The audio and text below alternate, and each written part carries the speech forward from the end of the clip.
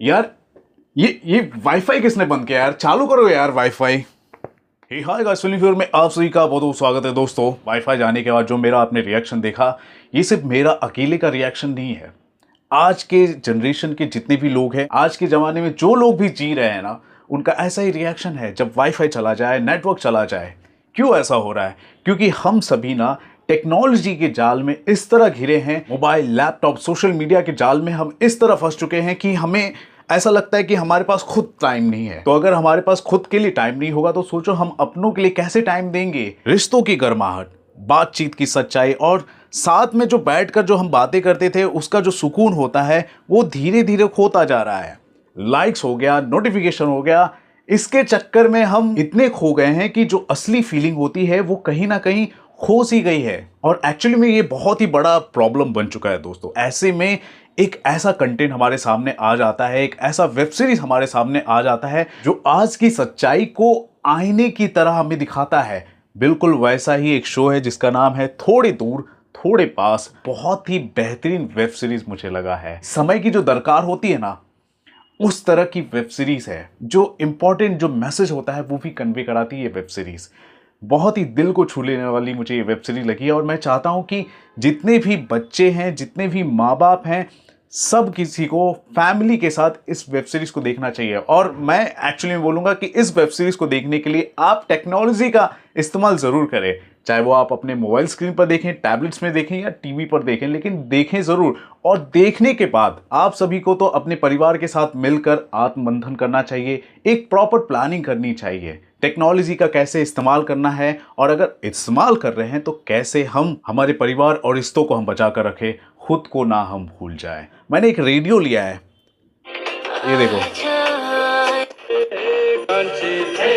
ये रेडियो मैंने लिया है। रेडियो मैंने क्यों लिया है? बिकॉज थोड़ा सा ज़्यादा नॉइज़ हो चुका है हमारे इन्वायरमेंट में। हर तरफ हर कोई रील्स देख रहा है, ये देख रहा है, वो देख रहा है। वेब सीरीज को शुरू करते ही जो पहला एपिसोड होता है, पहले एपिसोड के सिर्फ शुरुआती के जो 10 मिनट के जो सीन मैं देखता हूँ, तो वहाँ पर ही मैं डिसाइड कर लेता हूँ कि हाँ, मुझे अब ये पूरा का पूरा वेब सीरीज मुझे ख़त्म करना है। हालांकि मैं जल्दी बिंज वॉच नहीं करता, लेकिन इस वेब सीरीज़ को मैंने बिंज वॉच किया एक्चुअली में बोलूँ तो, और मुझे बहुत ही ज़्यादा पसंद आया है।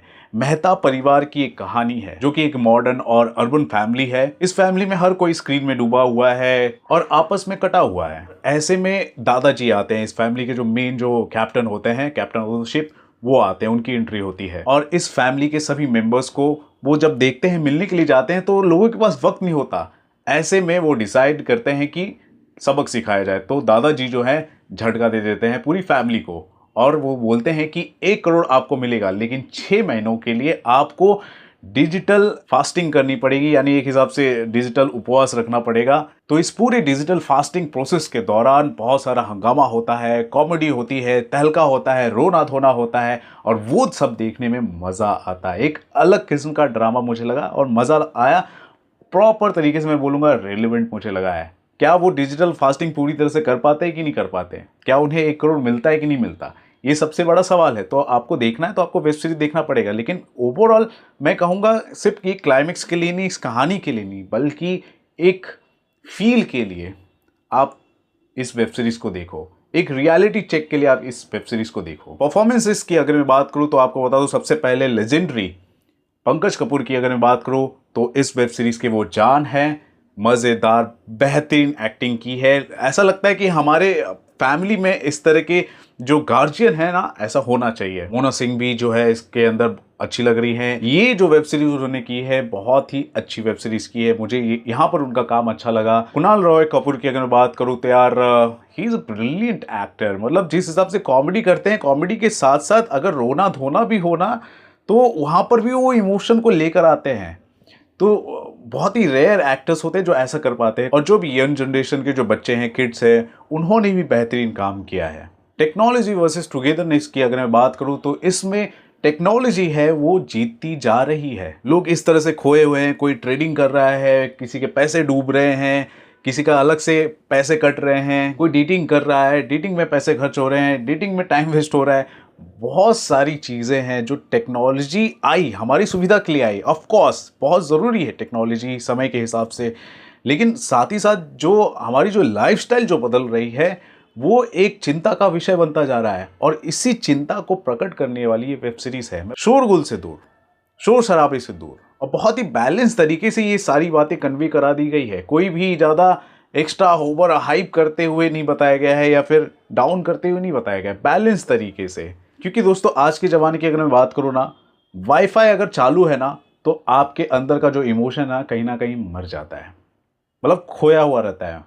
लेकिन जैसे ही वाईफाई आपका ऑफ होगा ना, तो आपको बता दूं आपका इमोशन जाग सकता है, आप अपने आप को पहचानोगे। तो ये वेब सीरीज मुझे अच्छी लगी है, ये मैंने आपको रिकमेंड किया है। आप बिंदास देखिए, ZEE5 पर देखिए। 13 साल मेरे ख्याल से छोटे जो बच्चे होंगे वो भी इस वेब सीरीज को देखेंगे तो एंजॉय करेंगे। ठीक है, सभी के लिए है, फैमिली के साथ देखने वाली है।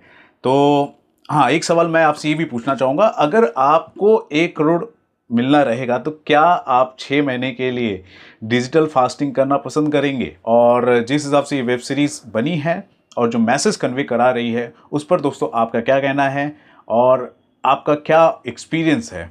या फिर टेक्नोलॉजी में आप कैसे घिरे हुए हैं? टेक्नोलॉजी से रिलेटेड, इस वेब सीरीज से रिलेटेड सारी बातें हमारे कमेंट सेक्शन पर लिखें। और दोस्तों देखते रहें आपका अपना channel Filmi fever. This is Ravi Gupta signing off. Thank you, bye bye.